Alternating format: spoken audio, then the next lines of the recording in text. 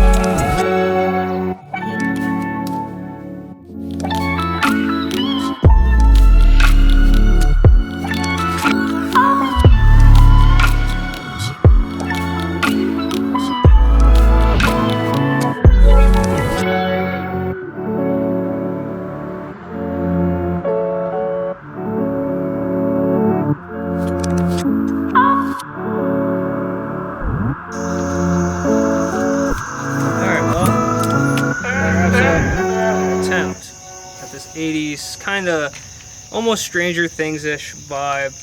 Gonna find out. I have to develop these and then have to let them dry overnight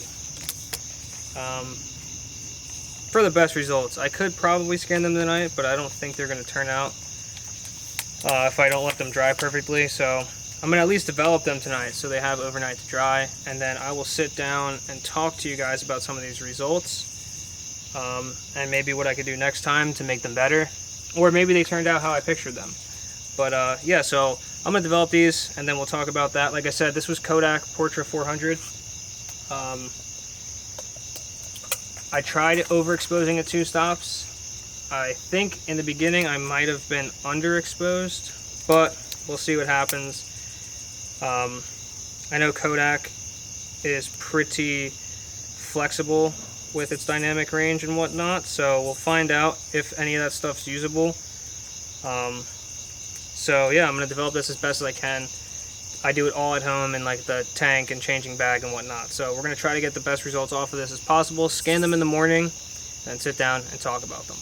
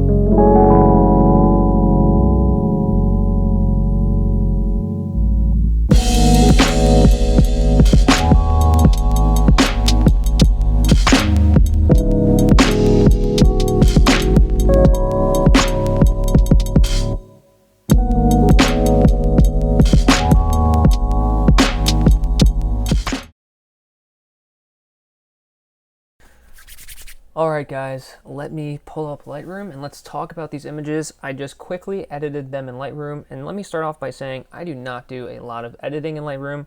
I just add contrast, some dehaze, and just some very basic adjustments because I do use Epson Scan, and I've noticed that the software sometimes produces an extremely flat image.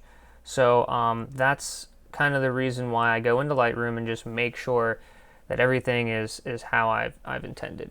Now, for the behind the scenes, you guys did miss a couple of shots. So the first one is right here on the screen. This was the first one, with the lights and everything. So it does look really awesome. It is a little bit blown out. And actually at the time, I believe I was technically underexposed, but it did come out. Obviously, there is some lost detail there in the face, but the colors overall came out freaking sweet. Moving on to the second image, same spot, just kind of a different pose and taken in portrait mode. I do love this shot as well. It definitely gives off a very sick vibe. Again, this was just all still kind of testing the waters there, seeing what we had going on. But overall, I'm very happy with it. So, moving on to the third shot. Now, this one is dope, but unfortunately out of focus in the face area. But again, overall, the colors, the shadows, the lighting, the aesthetic, everything was hit on point there, but the face was out of focus. The Mamiya is definitely a hard camera to focus for some reason. There is some fungus on either the mirror or something that has like a strip. It looks like there was tape over it at one point. And it just creates this very weird thing. I don't know if something happened to the camera more recently. When I first got it, I could focus fine, and now something's starting to be a little bit weird. But moving on to the fourth shot. Same position, essentially the same pose, but better focus hitting this time. Not perfect, but a little bit better. Again, looks like that fence area is still in focus. Okay, moving on to the fifth shot. This one is pretty awesome as well. I like the way the fence looks. Again, this came out a little flat, so I had to do some dehazing, some contrast. I pushed down highlights in a lot of these photos. But again, really like this one. Now, the sixth shot. Boom. That is probably one of my favorite ones. It is so crisp. His face is in focus perfectly. This looks like a digital photo, and it's just absolutely amazing. And if you guys did see when I was scanning, I scan everything without the holders so I can get the film borders in there, and I do an edited set of that as well, which I will show you on screen once we are done here. Boom, moving on to the seventh photo. I like this one. It looks like he's really upset, curious, like he's just having a bad day. And just the vibes, the tones, the different colors in the face. Yes, they are extremely vibrant, but I kind of like that. There's also some like scratches or something that probably got on the film, maybe from the squeegee. I like that though. It creates this weird, I was going to remove those. So you know what? I like that mysteriousness. So moving on to the eighth shot, one of my favorite photos. I just decided to snap this one off. I just really think that screams the 80s. The cuffed chino pants, the ring on his finger, the shirt's a timeless shirt that could go back to any generation. Just the colors of the concrete, the way my pool looks, how you can see the floaty there, extremely kind of 80s-ish. So I'm really happy with that photo. And I had the blue light mainly facing, although you still can kind of see it there on his hand, but I had the blue light mainly facing on the water, and then the pink on the concrete, which created that awesome look. I love the shadows of his legs. I love everything about that. That photo is one of my favorite photos that I've taken. So moving on to the ninth photo. We had him get in the water here, just kind of sit, look out. Again, just really testing the waters. He's not a model, and I'm not a portrait photographer. So it was a little, experimental, if you will, but I like how mysterious this one looks. He's looking off in the distance. He's in focus. Great. Focus was nailed. Again, this one looks like a digital photograph. I believe this was a 1 second exposure. This is when I switched to 1 second exposure. So moving on to the 10th shot. Again, something kind of similar. 1 second exposure. And this is, again, Portrait 400 overexposed, 2 stops for the most part. And yeah, that looks freaking awesome. It just looks like he had a bad day, a bad night, and he's just out by the pool. You can kind of see his reflection there. The water was a little choppy since he had gotten in it. Didn't feel like waiting super long, and any small movement's going to create those reflections, or those ripples, and I was gonna try to get his reflection in focus, but that's something I could try a different day. I'm really excited at how these went. So the 11th photograph, I decided just to take a picture of my chairs. I like this because, again, mysterious, kind of creepy. I like how the blue and the pink lights are reflecting in the arms of the chairs. Something interesting and unique. Okay, so the 12th shot, another one still in the same area. Again, just kind of a different angle, had him wet his hair a little bit, just to, again, create that mysteriousness, that loneliness. He's by himself. It's not during the daytime. He's not swimming, so, kind of trying to create some drama there to it. So now moving on to the 13th shot. Again, this one's a little bit closer up. I wanted to get that floaty in the background, and just the colors. Like, my chairs are blue, which is perfect. The concrete's kind of a tannish, grayish, so it works well with the blue and the pink. And yeah, it just looks sweet. So the last one is my favorite shot. Probably one of my favorite shots that I've ever taken in my photography history and career. Check this one out. I love this one. This one, to me, looks like a still from a movie of some sort in the 80s. Or it looks like some kind of album cover for like some kind of guy who makes synth music. But super stoked on that. Extremely excited. Love the way it looks. So now I'm going to pop up on screen kind of a little mood board that I made of all the scans with the film borders in them. I think this thing turned out really sweet. I'm going to look at it as I pop it up on screen for you guys. So here it is for you guys. I just made this in Photoshop. It's essentially an 8.5 by 11. So just to kind of create the vibes of the photos, and I really like it. Everything's essentially in order, and it really just looks like some sort of cool 80s shoot of some sort, of just this mysterious guy, which is what we were going for. So that was my first attempt. That was honestly one of my first true portrait sessions. Portraits usually scare me. I get really nervous with creativity, but David's a very close friend, and he won't question anything or doubt anything. He'll just do whatever we come up with. We bounce ideas off of each other. So this worked out really, really well. I'm definitely going to be doing this again. I would like to get some sort of female model and maybe some props. I have some really cool ideas already. And I'm also thinking about buying a fog machine, because I think that's the one thing some of these were missing in some of the shots, especially by the pool.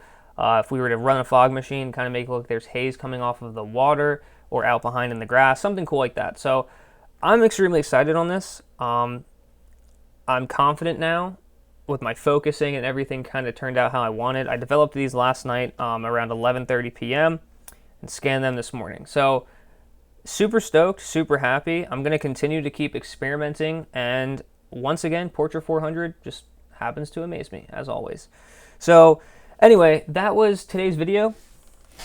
I hope you guys enjoyed this video. Hopefully this inspired you to go try something that you don't do. I usually shoot cars. I'm a car photographer for the most part, and I like landscapes and stuff, but I've never indulged in this. It's something I've always been interested in, but never had the confidence or the idea or the motivation to do so. So I'm glad that this happened. And I plan on doing a lot more stuff like this. So stick around for the other video that I plan on doing. I'm going to start talking to some people and maybe get something set up. And with that being said, thank you for watching, and make sure to hit that subscribe button for more film-related content.